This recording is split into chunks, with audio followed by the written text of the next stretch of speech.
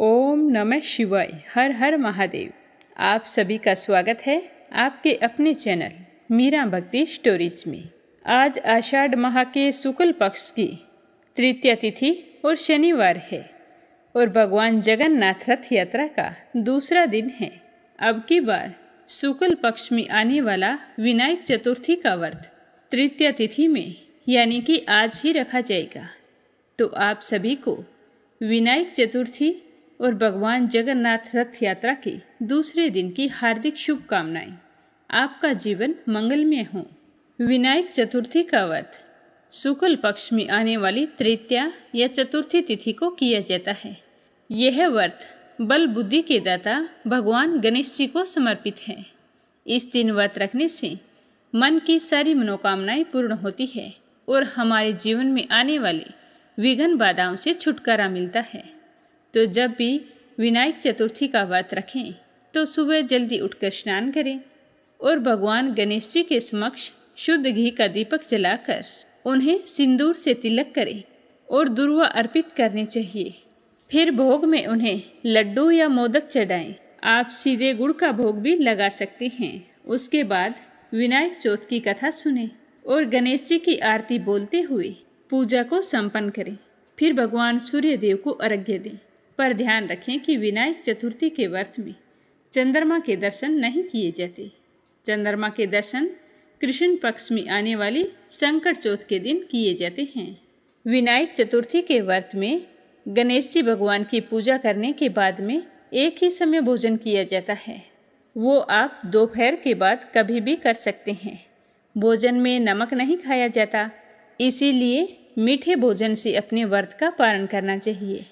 एक श्रोता ने पूछा था कि मैं महालक्ष्मी व्रत शुरू करना चाहती हूँ, यह व्रत किस महीने शुरू करना चाहिए? तो मैं आपकी जानकारी के लिए बता दूँ कि महालक्ष्मी व्रत भाद्रपद माह के शुक्ल पक्ष की अष्टमी तिथि से शुरू होता है और अश्विनी माह के कृष्ण पक्ष की अष्टमी तिथि को ही समाप्त होता है। और दूसरा महालक्ष्मी व्रत अगहन मास में किया जाता है, जिसमें यह व्रत हर गुरुवार को करना होता है। पूरे महीने में जितने गुरुवार आते हैं उनको व्रत रखकर माँ महालक्ष्मी की पूजा अर्चना की जाती है। इन दोनों में आप कभी भी कर सकते हैं।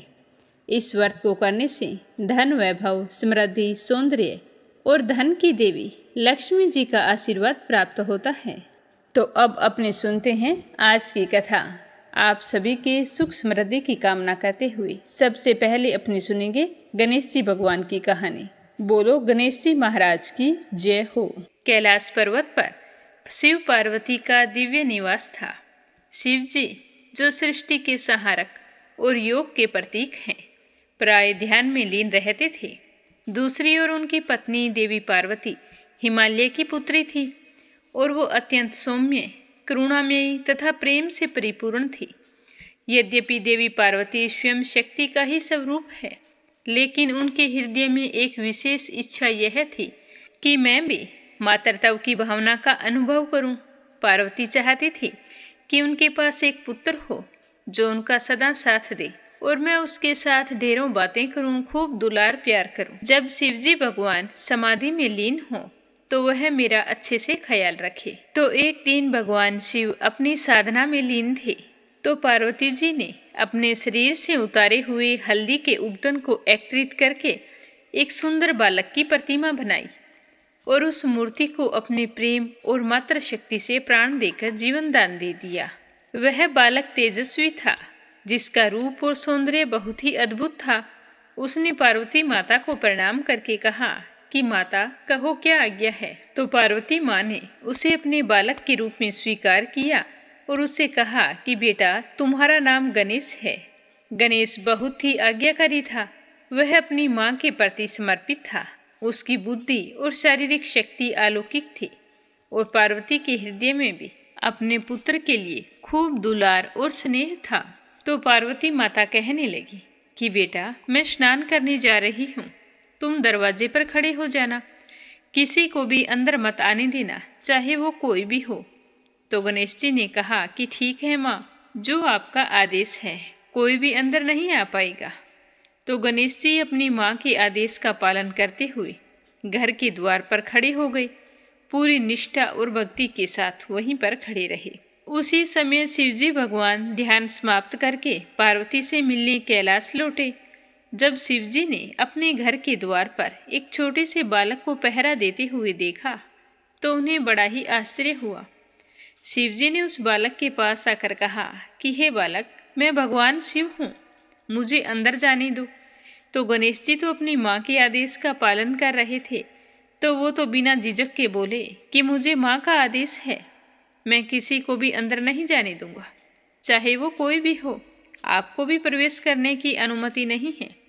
तो शिवजी ने समझाने का बहुत प्रयास किया कि मैं तुम्हारा पिता हूँ, पार्वती का पति हूँ, यह मेरा ही घर है, तुम मुझे अंदर जाने दो। लेकिन गणेश जी तो अपने माँ के आदेश से हटने के लिए तैयार नहीं थे, तो उन्होंने पूरी दृढ़ता से कहा कि मैं आपको अंदर नहीं जाने दूंगा। तो उसके इस तरह के बर्ताव को देखकर तो भगवान शिव ने अपने सेवकों को आदेश दिया कि भवन के द्वार पर डटे उस बालक को समझाकर वहां से हटा दो, ताकि मैं अंदर प्रवेश कर सकूं। मुझे बहुत गुस्सा आ रहा है। तो शिव जी के आदेश का पालन करते हुए भगवान शिव के गणों ने गणेश जी को बहुत समझाया, द्वार से हट जाने की विनती की, परंतु गणेश जी तो नहीं माने। उन्होंने शिव गणों को बुरी तरह से पीट कर वापिस भेज दिया। तो शिवजी के गण वापिस आ गए। तो शिवजी ने पूछा कि तुम्हारा यह हाल किसने किया? तो वो बताने लगे कि उस बालक ने हमें बुरी तरह से मारा है। तो भगवान शिव सोचने लगे कि छोटा सा बालक है और इतने गणों को मार पीट कर भगा दिया। तो शिवजी को बहुत ही गुस्सा आ गया और उन्होंने अपने त्रिशूल को उठाया और गणेश जी के पास जाकर उनका सर धड़ से अलग कर दिया। गणेश जी का शरीर निर्जीव होकर धरती पर गिर पड़ा। जब पार्वती स्नान करके बाहर आई तो देखा कि उनके प्रिय पुत्र का सिर कट चुका है और वह निर्जीव पड़ा है। तो उनका हृदय दुख से फट पड़ा। उनका मात्र हृदय यह दृश्य सहन नहीं कर सका और वे जोर जोर से विलाप करने लगी। समस्त सृष्टि उनकी पीड़ा से थरथराने लगी। उनका दुख जल्द ही प्रचंड क्रोध में बदल गया। देवी पार्वती ने अपनी दिव्य शक्तियों को जागृत कर लिया और उनकी क्रोधमयी दृष्टि से संपूर्ण ब्रह्मांड में तबाही मचने लगी। प्रकृति का संतुलन बिगड़ गया और समस्त देवतागण भयभीत हो गए। देवी पार्वती ने घोषणा की कि अगर गणेश को पुनर्जीवित नहीं किया गया तो मैं सारी सृष्टि का विनाश कर दूंगी। तो सारे देवता मिलकर शिवजी के पास गए और विनती करने लगे कि पार्वती का क्रोध किसी तरह से शांत करो, गणेश जी को पुनर्जीवन दान दो, वरना आज तो अनर्थ हो जाएगा। शिवजी को भी अपने किए पर पश्चाताप हो रहा था। तो वो पार्वती के पास जाकर बोले कि पार्वती, मैंने अज्ञानतावश यह गलती कर दी है और अब मैं तुम्हारे पुत्र को पुनः जीवन दान देने का वचन देता हूँ। यह कहकर शिवजी ने अपने गणों को आदेश दिया कि तुम पृथ्वी पर जाकर देखो कि कोई ऐसा बच्चा जिसकी तरफ उसकी माँ पीठ करके सोई हो, तो उस बच्चे का सर ले आना, उसी से गणेश वापिस जिंदा हो सकता है। तो शिवजी के गण आदेश पाकर पृथ्वी लोक में चले गए। हर जगह देखा, कोई भी माँ अपने बच्चे की तरफ पीठ करके नहीं सोई थी। तो वो निराश होकर वापिस चल पड़े। तो रास्ते में एक घने वन में देखा कि एक हथनी अपने बच्चे की तरफ पीठ करके लेटी थी। तो उस बच्चे का सर काटकर शिवजी के पास ले आई और भगवान शिव ने उस हाथी के बच्चे के सिर को गणेश के शरीर से जोड़ दिया और फिर अपनी दिव्य शक्तियों से उसे जीवन दान दिया। तो गणेश जी पुनः जीवित हो गए, लेकिन अब उनका सिर हाथी का था। पार्वती अपने पुत्र को फिर से जीवित देखकर बहुत ही खुश हुई, परंतु उनके नए रूप को देखकर उन्हें संकोच भी हुआ। वो शिवजी से कहने लगी कि स्वामी, आपने ये क्या किया है?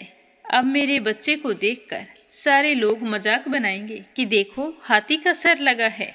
तो पार्वती की बात सुनकर शिवजी बोले कि देवी पार्वती, यह केवल तुम्हारा पुत्र नहीं है, ये मेरा भी पुत्र है। मैं गणेश की अदम्य भक्ति और निष्ठा को पहचान गया हूँ। मेरा आशीर्वाद है कि हमारा पुत्र सारे जगत के लिए पूजनीय होगा। हर शुभ कार्य में इसकी सबसे पहले पूजा की जाएगी। कोई भी शुभ कार्य गणेश को याद किए बिना शुरू नहीं होगा। यह सब विघ्नों को हरने वाला, सब बाधाओं को दूर करने वाला होगा। सारे देवता भी इसकी पूजा करेंगे।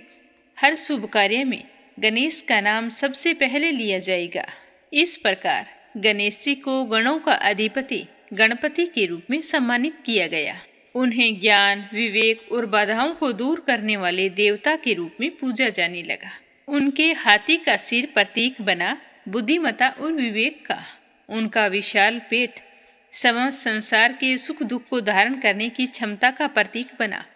उनकी टूटी हुई दांत ने यह संदेश दिया कि जीवन में त्याग और बलिदान ही सच्ची सफलता का मार्ग है। गणेश जी की 4 भुजाएं चारों दिशाओं और 4 प्रकार के कर्मों का प्रतिनिधित्व करती है। उनके एक हाथ में गदा है जो इच्छा और वासना पर नियंत्रण का प्रतीक है। दूसरे हाथ में पास है जो लोगों को गलत मार्ग पर चलने से रोकती है। उनका छोटा वाहन चूहा मानव की इच्छा और अहंकार का प्रतीक है, जिसे गणेश ने वश में कर लिया है। गणेश के अन्य प्रतीक जैसे उनकी बड़ी सी सूंड और छोटी छोटी आंखें हमें यह सिखाती है कि जीवन में सूक्ष्म और गहन दृष्टिकोण रखना चाहिए।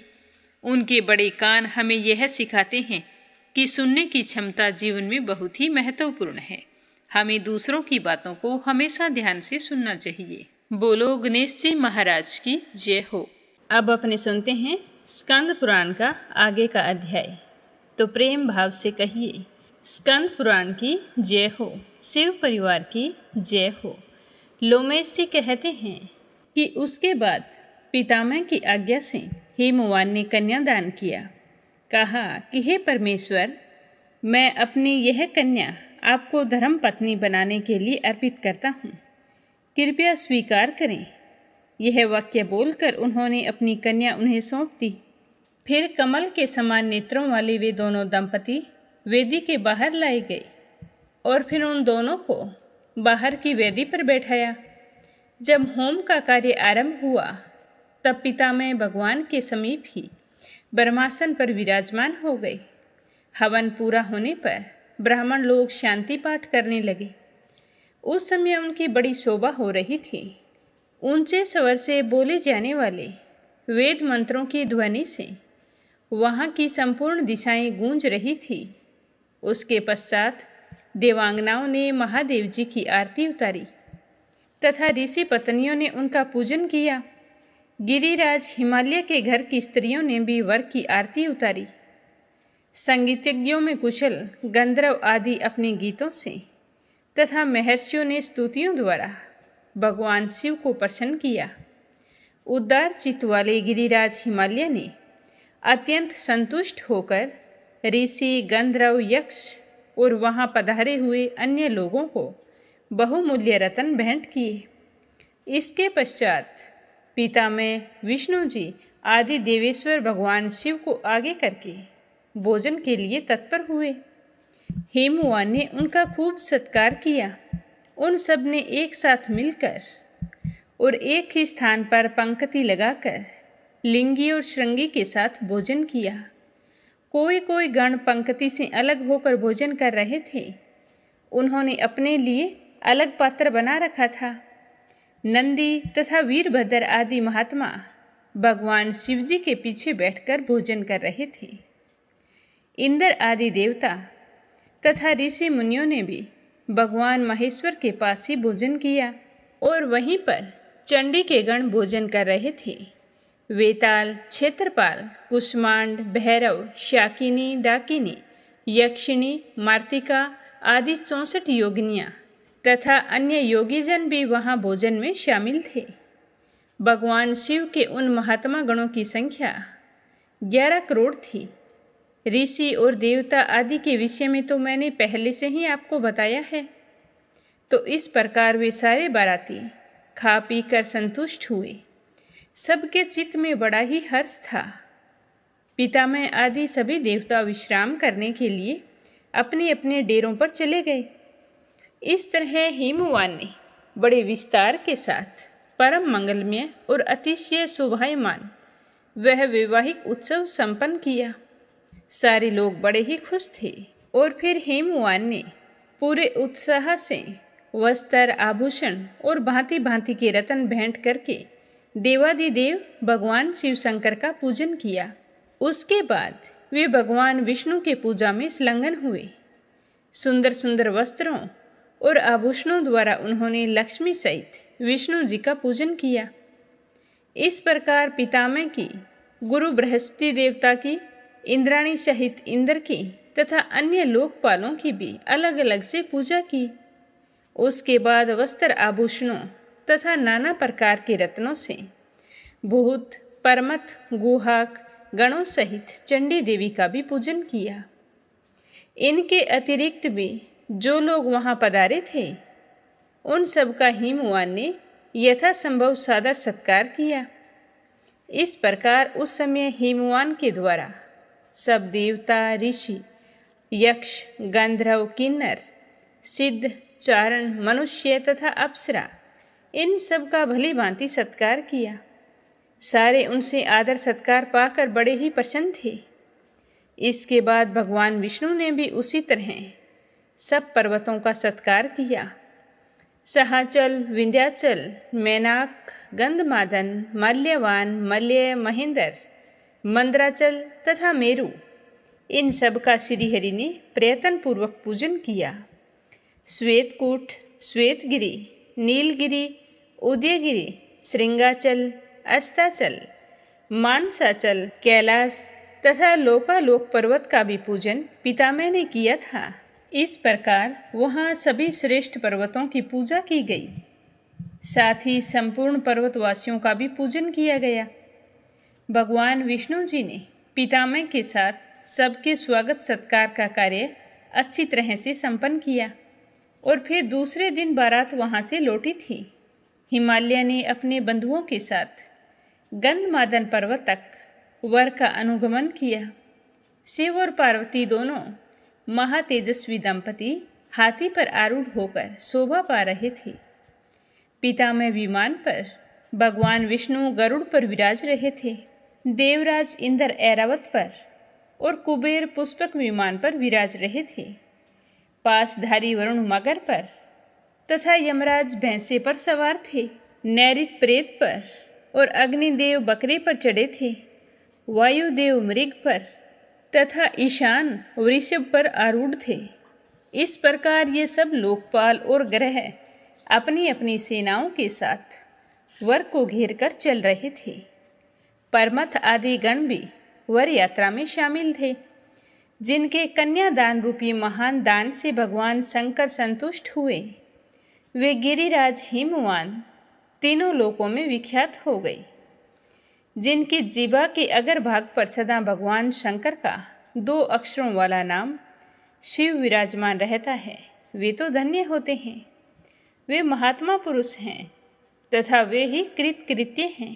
आज भी जिन्होंने शिव इस अविनाशी नाम का उच्चारण किया है, वे निश्चय ही मनुष्य रूप में रुद्र हैं। इसमें तनिक भी संशय नहीं है। महादेव जी थोड़ा सा बिल्व पत्र पाकर भी सदा संतुष्ट रहते हैं और जब कोई उन्हें फूल और जल अर्पण करता है तो वो अत्यधिक प्रसन्न हो जाते हैं। भगवान शिव जी हमेशा से ही कल्याण स्वरूप हैं। ये पत्थर, पुष्प और जल से ही संतुष्ट हो जाते हैं। इसीलिए हर मनुष्य को इनकी पूजा करनी चाहिए। शिव जी इस जगत में मनुष्यों को महान सौभाग्य प्रदान करने वाले हैं। ये एक हैं, महान हैं, ज्योति स्वरूप हैं तथा अजन्मा परमेश्वर हैं। भगवान शिव शंभु का कार्य और कारण सबसे परे हैं। ये व्यवधान शून्य, निर्गुण, निर्विकार, निर्बाध, निर्विकल्प, निर्हीन, निरंजन, नित्य युक्त, निष्काम, निराधार तथा सदैव नित्य मुक्त हैं। ऐसे महिमा वाले देवादिदेव विश्व बंधु भगवान शिव जी का सब देवताओं ने पूजन किया। शिव जी सर्वज्ञ हैं। वे स्तुति, ध्यान, पूजन और चिंतन करने पर सबको सदा सब कुछ प्रदान करने वाले हैं। महादेव जी की आराधना से ही हिमवान उस समय सबसे श्रेष्ठ, सबसे महान, संपूर्ण सद्गुणों से प्रसिद्ध, सर्वगुण संपन्न, महात्मा विश्वेश्वरों के लिए भी वंदनीय तथा समस्त पर्वतों में सर्वश्रेष्ठ हो गए थे। धर्मात्मा हिमालय जब मैना के साथ अपने स्थान को लौटे तब उन्होंने सब पर्वतों को विदा किया। उधर भगवान शिवजी ने गंधमादन पर्वत के एकांत प्रदेश में अत्यंत सुंदर रूप धारण करके पार्वती देवी के साथ रमण करने का विचार किया। फिर जब वे महाप्रभु पार्वती के साथ रति क्रीड़ा में तत्पर हुए तब उन दोनों का वह महान सुरतारम सब लोगों के लिए अनिष्टकारक, अत्यंत अद्भुत तथा प्रलयकारी हुआ। वह महती संभोग लीला आरंभ होने पर भगवान शंकर के दूसरे वीर्य से समस्त चराचर जगत नष्ट होने लगा। यह देखकर पितामह तथा अध्यात्म ज्ञान को प्रकाशित करने वाले भगवान विष्णु ने अग्निदेव का स्मरण किया। मन से स्मरण करते ही अग्निदेव बड़ी उतावली के साथ वहां पर आ पहुंचे और फिर उन दोनों से सारा वृतांत जानकर उनकी आज्ञा पाकर अग्नि ने केसर के समान कांति वाले हंस सन्यासी का रूप धारण करके शिवजी के भवन में प्रवेश किया और वहां आंगन में पहुंचकर बैठ गए और कहने लगे कि माँ, हाथी मेरा पात्र है, इसमें मुझे भिक्षा दो। तब माता पार्वती ने जात वेदा अग्नि को भिक्षा के रूप में वीर्य दे दिया। अग्नि ने हाथ पर भिक्षा लेकर उसकी आंखों के सामने ही उसे खा लिया। तो यह देखकर पार्वती जी कुपित हो गई और अग्नि को श्राप देती हुई कहने लगी कि अरे ओ भिक्षुक, तूने ये क्या किया?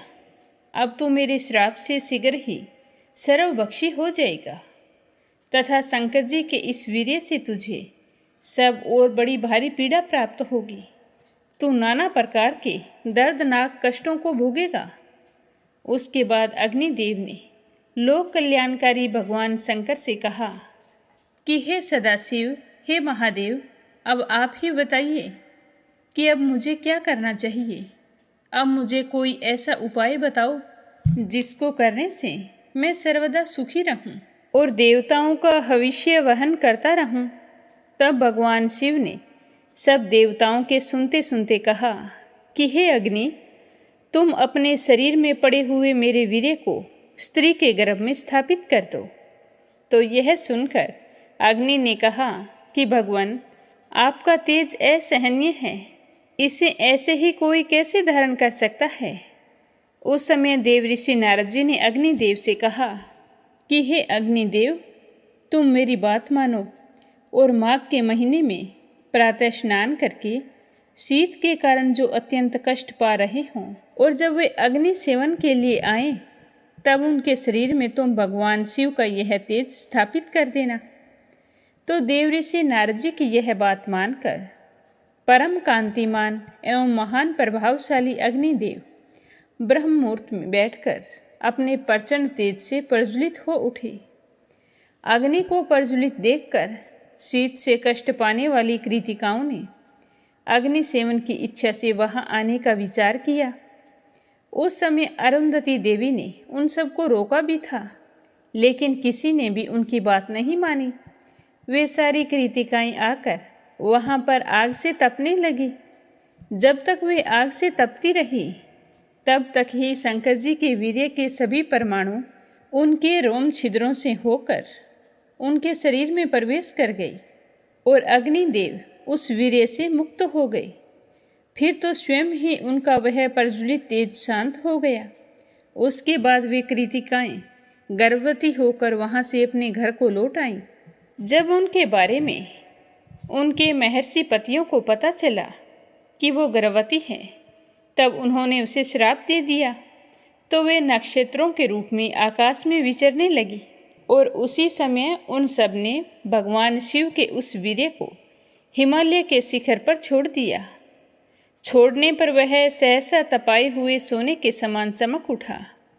तो फिर उसे गंगा जी में डाल दिया गया। गंगा जी में बहता हुआ वह तेजोमय वीर्य गंगा जी में सरकंडे तैर रहे थे उन्हीं के समूह में गिर गया और वहाँ पर वह तेज 6 मुखों वाले बालक के रूप में बदल गया। जब इसका पता संपूर्ण देवताओं को लगा तो उन्हें बड़ी ही प्रसन्नता हुई। उसके बाद देव ऋषि नारद जी ने आकर शिव और पार्वती जी से उस बालक के जन्म का समाचार सुनाया और कहा कि शिव जी के अत्यंत सुंदर पुत्र उत्पन्न हुआ है। तो यह समाचार सुनकर गंधमादन पर्वत पर निवास करने वाली समस्त परमथ गणों का हृदय आनंद उल्लास से भर गया। वहाँ अनेकों पताकाएं फहराने लगी, बिल्व पत्र की वंदनवारें शोभा पाने लगी तथा भांति भांति की वितानों से उस पर्वत की शोभा बढ़ गई। शिव शंकर के पुत्र के जन्म से वह श्रेष्ठ पर्वत अत्यंत प्रकाशित हो गया। उस समय सब देवता, ऋषि, सिद्ध, चारण, यक्ष, गंधर्व, सर्प तथा अप्सराएं सब के सब गंगा के तट पर विराजमान होकर उस गंगा पुत्र को देखने के लिए वहां पर इकट्ठे हुए थे। पार्वती के साथ भगवान शंकर जी भी वृषभ पर आरूढ़ होकर इंद्र आदि देवताओं को साथ लेकर उस स्थान की ओर चल दिए। देवता, सिद्ध, यक्ष, गंधर्व, विद्याधर और नाग सब के सब आनंद में झूम रहे थे। वे शिवजी के साथ ही उनके वरदायक पुत्र का दर्शन करने के लिए वहां पर पहुंच गए।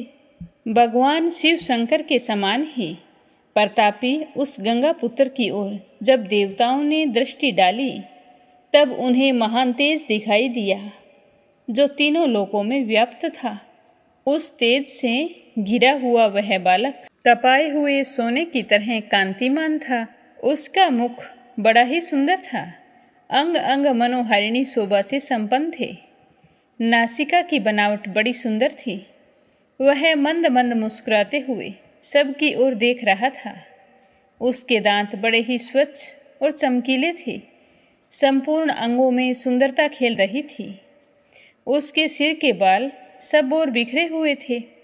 अत्यंत अद्भुत रूप वाले तथा सूर्य के समान तेजस्वी उस गंगा कुमार को देखकर संपूर्ण देवताओं ने उसका वंदन किया।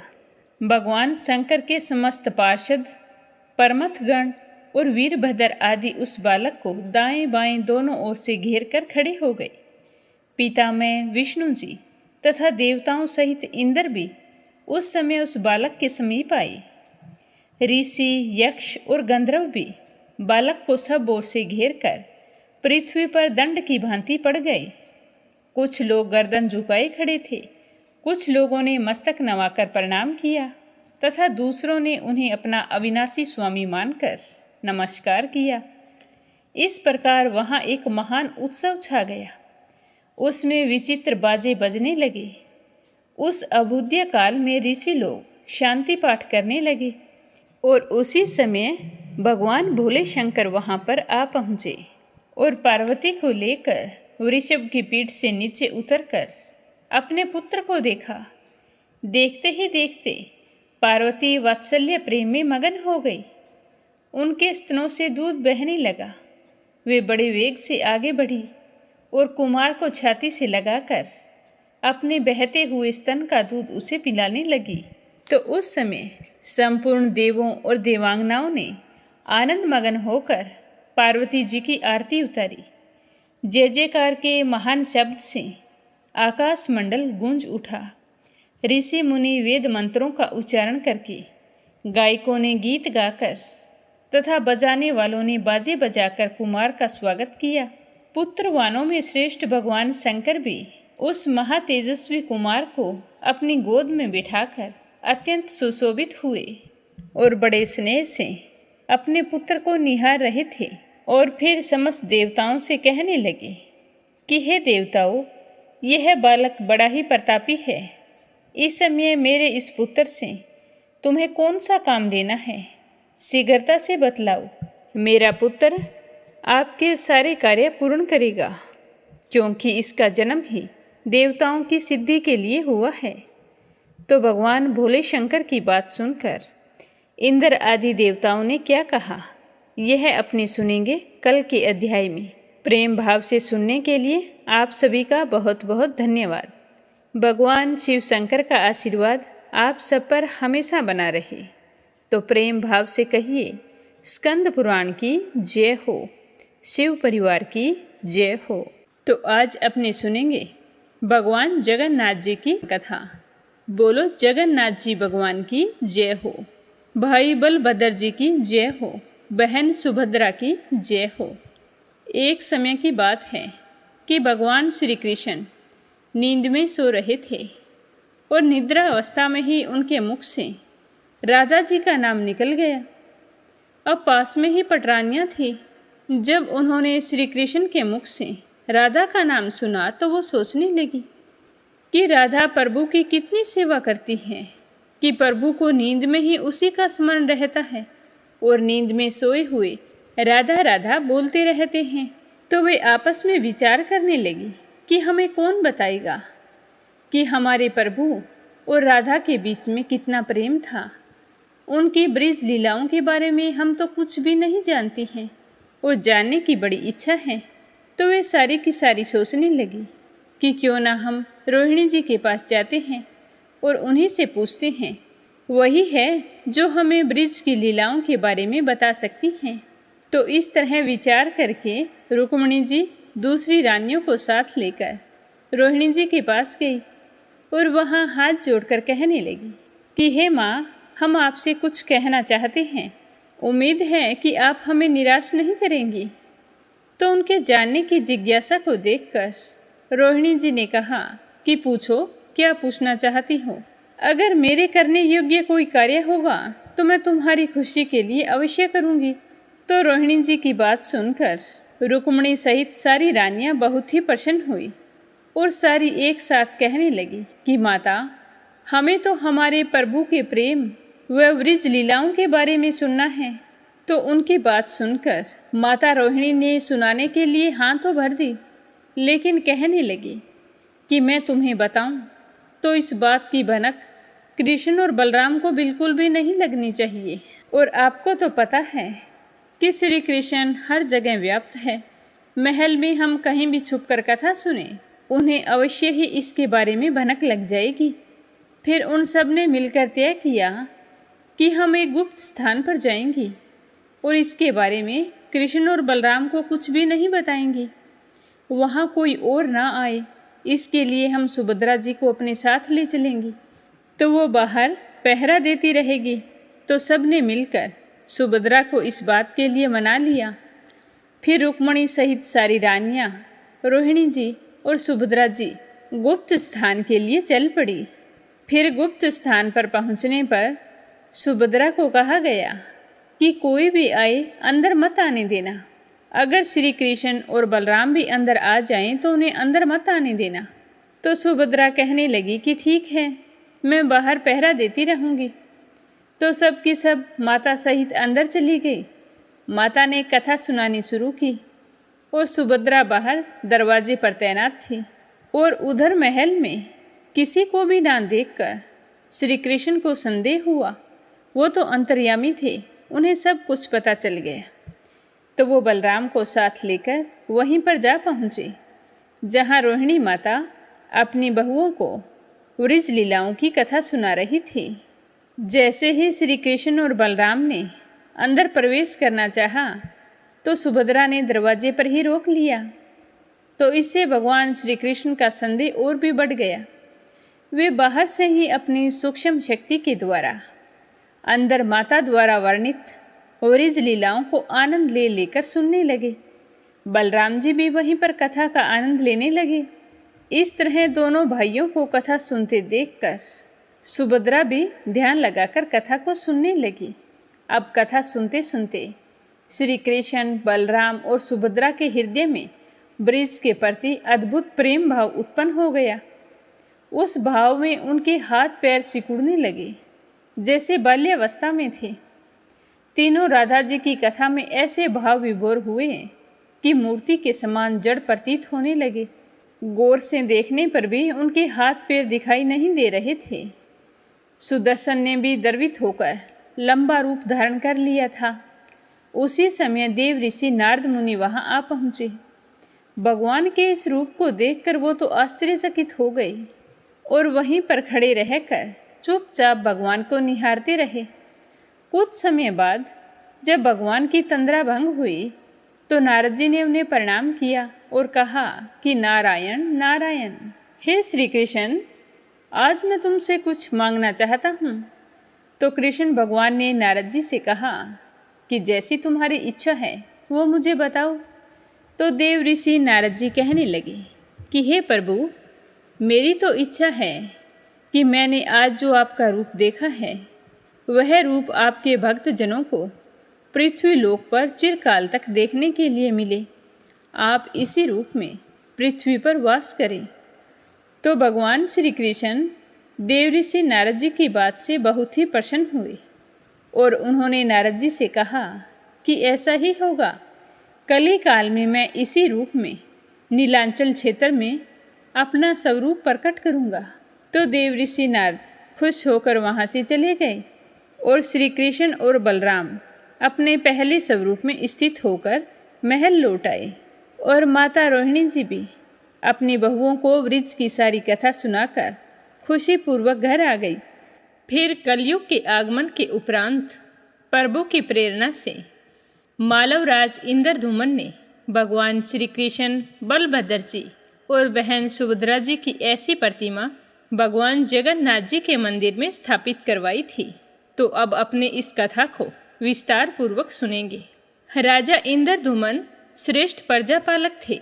अपनी प्रजा का बहुत ही अच्छे से ख्याल रखते थे। प्रजा भी अपने राजा से बहुत प्रेम करती थी। राजा की देखरेख में सारी प्रजा सुखी और संतुष्ट थी। राजा के मन में इच्छा थी कि मैं ऐसा कुछ करूं जिसके कारण सभी उन्हें याद रखें।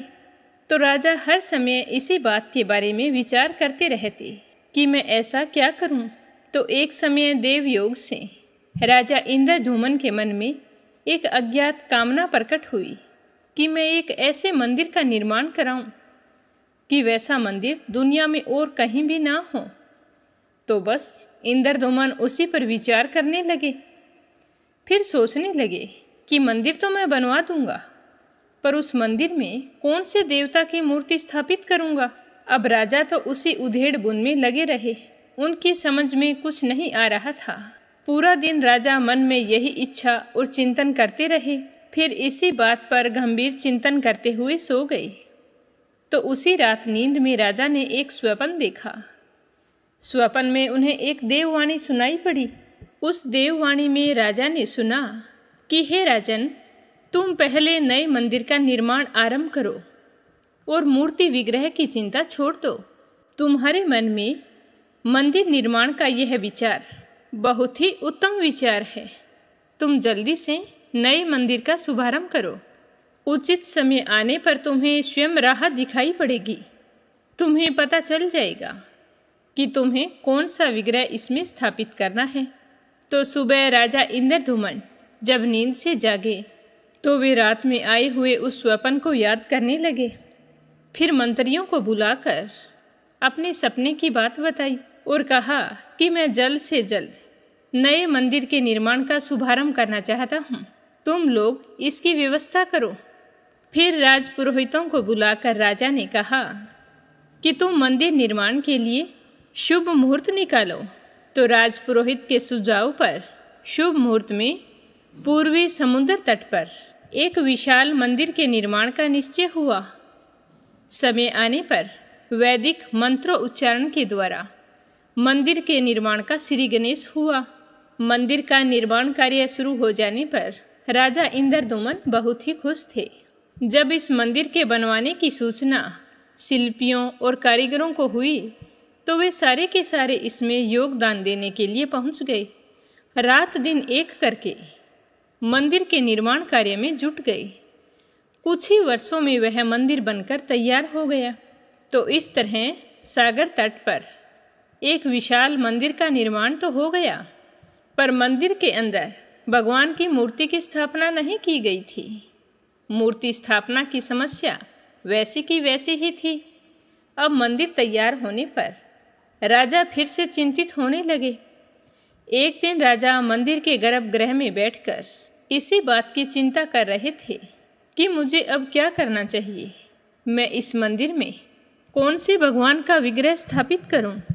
मेरी तो समझ में कुछ भी नहीं आ रहा है। कितने वर्षों तक लाखों शिल्पियों और कारीगरों ने अपना योगदान देकर कितना सुंदर मंदिर तैयार किया है और सबको बड़ी ही बेसब्री है मूर्ति स्थापना की, पर मेरी समझ में तो इस समय कुछ भी नहीं आ रहा है। इसी तरह चिंता करते हुए राजा की आंखों से आंसू बहने लगे। राजा ने भगवान से विनती की कि हे प्रभु, आपके किस स्वरूप को इस मंदिर में स्थापित करूं? मेरी समझ में कुछ भी नहीं आ रहा है। यह चिंता मुझे रात दिन सताती है। हे प्रभु, आप मुझे मार्ग दिखाइए। आपने पीछे जो स्वप्न में संकेत दिया था कि समय आने पर तुम्हें मूर्ति विग्रह के बारे में पता चल जाएगा, तो हे प्रभु, वह शुभ समय कब आने वाला है? सारी प्रजा, शिल्पी और कारीगर सभी के सभी मूर्ति स्थापना का इंतजार कर रहे हैं। अगर यूं ही चलता रहा तो बिना मूर्ति के मंदिर को देखकर सारे लोग मुझ पर हंसेंगे। इस तरह कहते हुए राजा की आंखों से झरझर आंसू बह रहे थे और वह प्रभु से प्रार्थना करते जा रहे थे। कभी कुछ बोलते, कभी कुछ बोलते, कहते कि प्रभु, आपके आशीर्वाद से मेरा बड़ा सम्मान है। अगर मूर्ति की स्थापना नहीं हुई तो सारी प्रजा का मुझ पर से विश्वास उठ जाएगा। प्रजा तो यही समझेगी कि मैंने झूठ बोला था, कि स्वप्न में आपने ही मुझे मंदिर निर्माण का आदेश दिया था और आपका बहाना लेकर मैंने सारी प्रजा से कितना बड़ा श्रम करवाया है। हे प्रभु, अब तो आप ही मुझे कोई मार्ग दिखा सकते हैं। तो इस तरह दुखी होते हुए राजा वहाँ से खड़े होकर अपने महल में चले गए और उस दिन राजा ने भोजन भी नहीं किया। मूर्ति के बारे में सोचते सोचते सो गए और फिर उसी रात राजा ने स्वप्न में देखा कि देववाणी हो रही है और वह देववाणी कह रही थी कि हे राजन, यहाँ निकट में ही भगवान श्री कृष्ण का विग्रह रूप है। तुम उसे खोजने का प्रयास करो, तुम्हें दर्शन अवश्य मिलेंगे। और उसके बाद क्या करना है, इसके बारे में समय आने पर तुम्हें सब कुछ पता चल जाएगा। तो सुबह होने पर राजा इंद्रधूमन ने अपने स्वप्न की बात पुरोहित और मंत्रियों को बताई। तो सारे सोच विचार करके इस निष्कर्ष पर पहुँचे कि प्रभु की कृपा सहज ही प्राप्त नहीं हो सकती। उसके लिए हमें कठोर से कठोर परिश्रम करना होगा, अपने मन को निर्मल और शुद्ध रखना होगा। तो राजा इंद्रदूमन ने कुछ देर तक सोच विचार करके 4 विद्वान पंडितों को बुलाकर भगवान के विग्रह का पता लगाने की जिम्मेदारी उन्हें सौंप दी। प्रभु की इच्छा से प्रेरित होकर चारों विद्वान राजा की आज्ञा से चारों दिशाओं में निकल पड़े। उन चारों में एक विद्वान थे विद्यापति। वे चारों में सबसे कम उम्र के थे। प्रभु के विग्रह की खोज के दौरान उनके साथ बहुत सी अलौकिक घटनाएं हुई। पंडित विद्याधर कौन सी दिशा की ओर चले थे और उनके साथ कौन सी अलौकिक घटनाएं हुई, प्रभु का विग्रह कैसे मिला, यह अपने सुनेंगे कल के अध्याय में। तो प्रेम भाव से सुनते रहिए। अब अपने सुनते हैं लप्सी और तपसी की कहानी। बोलो लप्सी तपसी की जय हो। बहुत पुराने समय की बात है। एक गांव में एक ब्राह्मण परिवार रहा करता था। उसमें पति पत्नी के अलावा उनके 2 बच्चे थे। एक बेटा था, एक बेटी थी। ब्राह्मण दंपति बहुत ही सरल स्वभाव के थे। समय मिलने पर प्रभु का स्मरण किया करते थे।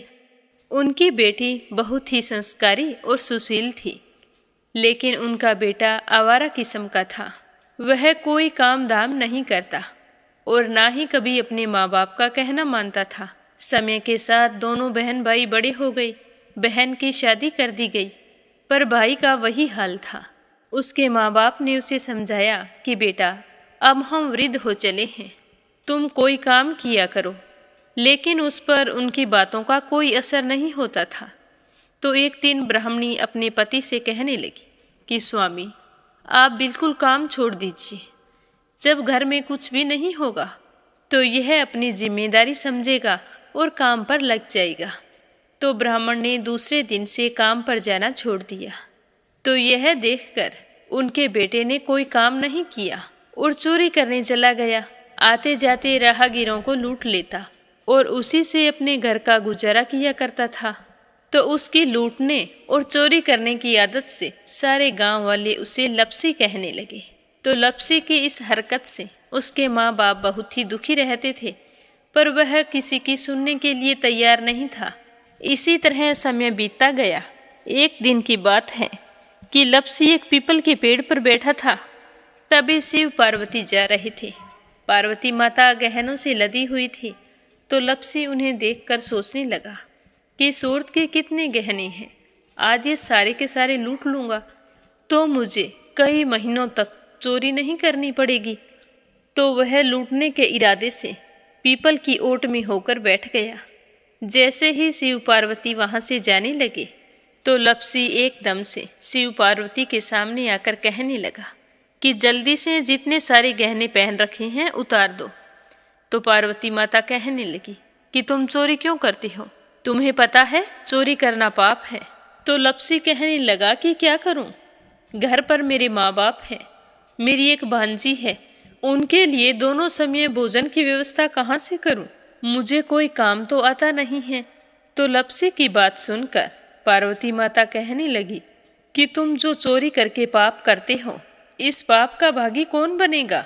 तो लपसी कहने लगा कि मेरे घर वाले सारे बनेंगे। तो पार्वती माता कहने लगी कि कोई नहीं बनेगा, पाप के भागी केवल तुम बनोगे।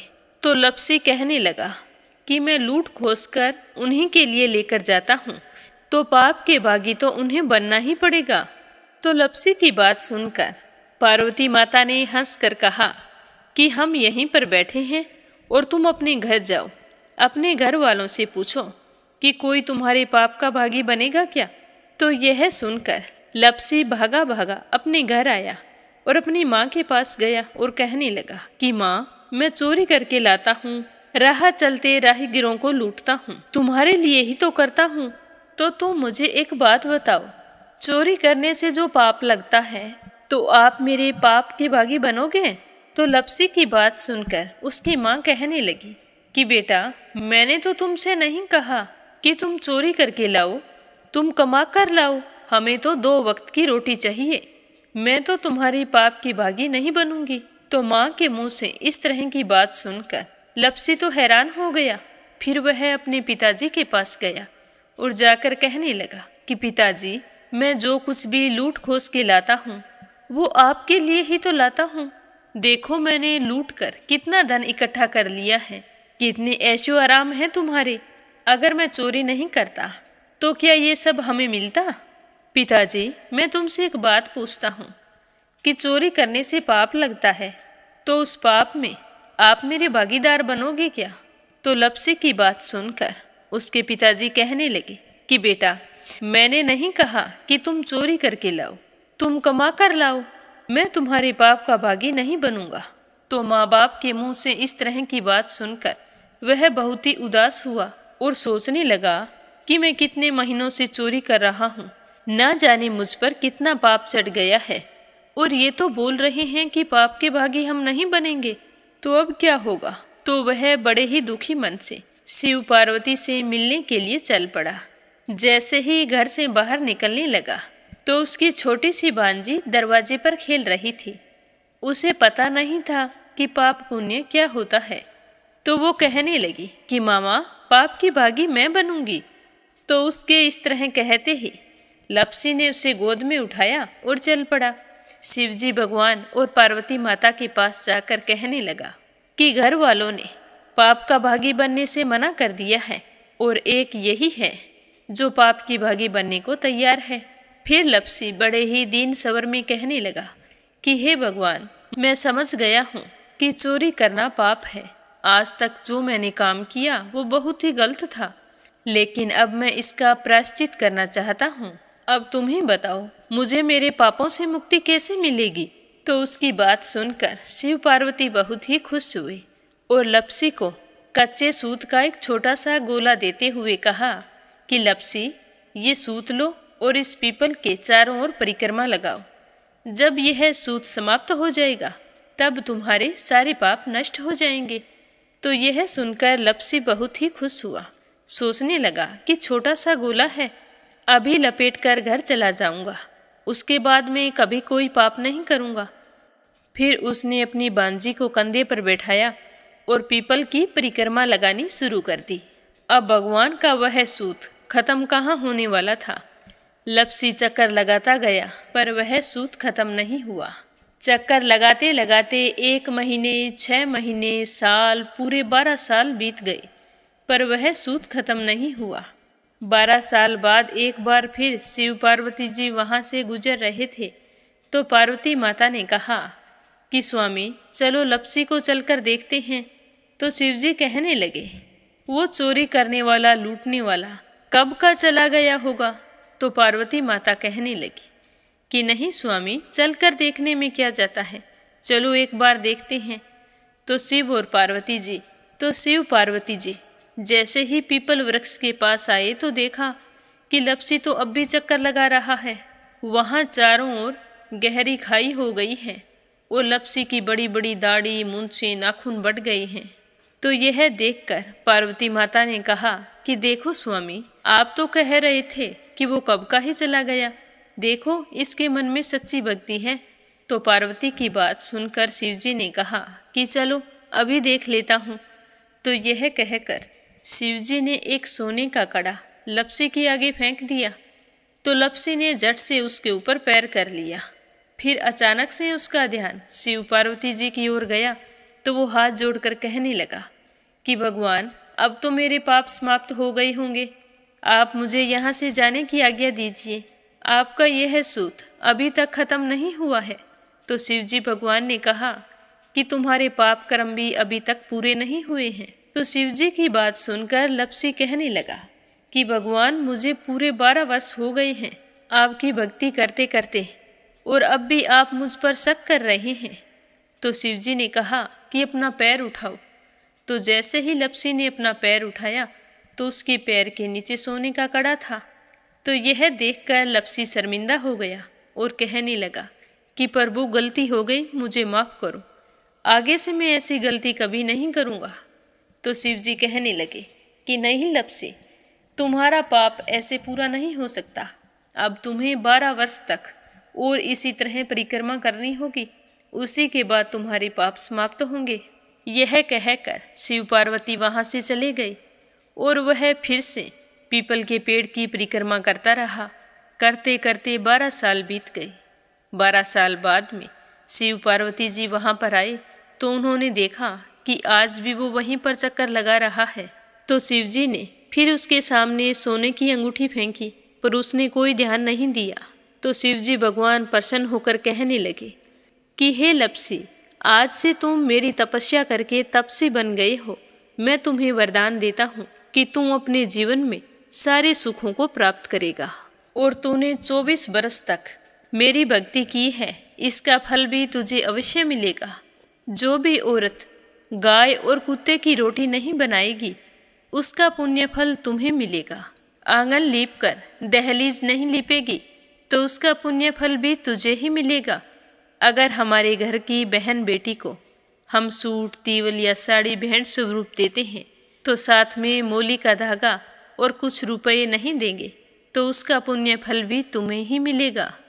अगर कोई दिए से दिया जलाएगा तो उसका पुण्य फल भी तुम्हें ही मिलेगा। अगर व्रत और पूजा पाठ में सारी कहानी सुन ले और तुम्हारी कहानी ना सुने तो उसका पुण्य फल भी तुम्हें ही मिलेगा। कहा जाता है कि तभी से सुबह पहली रोटी गाय की और सुबह की अंतिम रोटी छोटी बनाई जाती है और शाम को अंतिम रोटी बड़ी बनाई जाती है जो कुत्ते की होती है। और दिए से दिया भी नहीं जलाया जाता और घर की बहन बेटियों को सूट और तीवल के साथ भेंट स्वरूप कुछ रुपए भी जरूर दिए जाते हैं। और उसी दिन से हर व्रत कथा के बाद में लपसी तपसी की कहानी जरूर सुनी जाती है और कथा समाप्त होने पर कहा जाता है कि लपसी का फल लपसी को मिले, तपसी का फल तपसी को मिले। हमारी पूजा पाठ का, हमारे व्रत का और हमारी कहानी का पुण्य फल हमें मिले। बोलो लपसी तपसी की जय हो। तो ये थी लपसी और तपसी की कहानी। लपसी तपसी 2 भाई नहीं थे, लपसी और तपसी एक ही आदमी का नाम था। लूट कर लाता था, इसीलिए उसे लप्सी के नाम से पुकारते थे और फिर भगवान की तपस्या करने के कारण उसे तपसी के नाम से जाना जाने लगा। बोलो लप्सी तपसी की जय हो। अब अपने सुनते हैं कथा सुनने वाले प्यारे श्रोताओं के नाम। आज का पहला कमेंट परमेश्वरी रघुवीर सिंह हैं दिल्ली से। दूसरा है श्रीमती शर्मा अलीगढ़ से। तीसरा है राधा रोहिला दिल्ली से। संजय, सोनिया, हिताक्षी, दीपेश, मयंक हरियाणा से। रुक्मणी शर्मा, मेहुल शर्मा अंबाला से। आशा शर्मा, विष्णु, ज्योति, अंशु भीलवाड़ा से। आरती खैरावर अगरखर से। सीमा जोशी, रवि कुमार जोशी दिल्ली से। अपराजिता मीना श्रीवास्तव नेपाल से। शीला सिन्हा, मीरा श्रीवास्तव, ममता श्रीवास्तव, माला छम्मा जौनपुर से। श्रीचंद यादव गया बिहार से। श्यामवती हरियाणा से। अनिल कुमार टिहरी करनाल से। यूएन तिवारी, इंदिरा तिवारी लखनऊ से। रेखा धर्मेंद्र शर्मा जयपुर से। तारा मिश्रा, राम नरेश मिश्रा, शुभम मिश्रा, रितेश मिश्रा गोपालगंज से। सरला रानी करणपुर से। बीनू मेहरा दिल्ली से। सुनीता रानी मेरठ से। रजनी बड़ोला उत्तराखंड से। गीता गोस्वामी, सुनीता गोस्वामी मेरठ से। बीना कनिका, देविका वाशने अलीगढ़ से। कोमल निर्मल मुंबई मीरा रोड से। मीरा अग्रवाल बंगाल से। नीलम जायसवाल हैदराबाद से। बिप्लब हाजोंग असम से। दिल्ली बहादुर भंडारी नेपाल से। दीपिका यादव रायपुर से।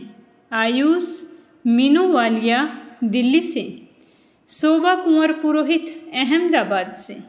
सरोज अग्रवाल जबलपुर से। रामावती देवी जगबीर सिंह हैं। रवि कुमार, राहुल कुमार, अनुज कुमार, ज्योति, रुद्र कुमार, वंदना, भावना, आराध्या, आन्या, तोलू मोलू, अविका मेरठ से। अनिल सभरवाल दिल्ली से। वतन कौर सहारनपुर से। निर्मला सिसोदिया दिल्ली से। निर्मला पांचाल करनाल से। संजीव कंसल, कविता कंसल, हितेश कंसल, आरुष कंसल, रानी कंसल मुजफ्फरनगर से। शकुंतला पंगल भिवानी से। शीला बहन जयपुर से। श्रीमती यशोदा उड़ीसा से। कमला देवी भीलवाड़ा से। अनीता अमृतसर से। बीना कालड़ा आगरा से। मीना लखवानी, विजय मिसी जयपुर से। नंदा पांडुरंग पुजारी ब्रह्मपुरी महाराष्ट्र से। कमलेश भल्ला जम्मू से। मीना झा कोलकाता से। क्षमा परतुल वडोदरा से। शांताबेन वाघेला गुजरात से। समृद्धि मनसा रुद्राक्ष, पंडित मनु, लता, सुरेश वत्स, रितु, मयंक वत्स, स्वाति, मुनीश वत्स, प्रिंस वत्स, जानवी कुरुक्षेत्र से। उषा जांगेड़ सोजत सिटी से। अलका उमाखेड़ी मध्य प्रदेश से। सुदेश नागपाल करनाल से। पुष्पा पटेल, हिमांशु, ब्रिजेश, दिशु, यानिक पटेल, जानकी, पराग लंदन से। सुनीता गोयल उत्तराखंड से। श्रीमती कमलेश जबलपुर से। पूजा पाठक उत्तराखंड देहरादून कोशानी से। संगीता नागर फरीदाबाद से। सावित्री ईश्वरलाल रामचंदानी गाजियाबाद से। स्मिता सीताराम गायकवाड़ महाराष्ट्र से। मंजू चौधरी भीलवाड़ा से। देवी सिंह, कार्तिक, पायल, सौम्या, उमा रघुवंशी गजबा सौदा से। सीताराम जायसवाल, शकुंतला जायसवाल वाराणसी से। अशोक कुमार जी भटनागर भोपाल मध्य प्रदेश से। कमलेश लाल रुड़की से। छाया श्रीवास्तव नोएडा से। शशि वर्मा, अंजलि वर्मा करण वर्मा पंजाब से, ललिता, विशाल, आराध्या, आरव, भानु, पूजा, पूनम, खुशबू, सोमदीप, लैला, चंद्रेश दमोह मध्य प्रदेश से, प्रमोद यादव साहू हिमाचल प्रदेश से। तो ये हैं मीरा भक्ति स्टोरी चैनल पर प्रस्तुत कथाओं को नियमित रूप से सुनने वाले प्यारे श्रोताओं के नाम। आप सबका तहे दिल से धन्यवाद। आप हमेशा यूं ही अपना साथ और सहयोग इस चैनल के साथ बनाए रखें और रोज़ाना प्रस्तुत होने वाली कथाओं को लाइक करके ज़्यादा से ज़्यादा शेयर करने की कोशिश करें, ताकि हमारा ये परिवार खूब बड़ा हो, खूब तरक्की करे। आप सभी की मंगल कामना के साथ ओम नमः शिवाय। हर हर महादेव।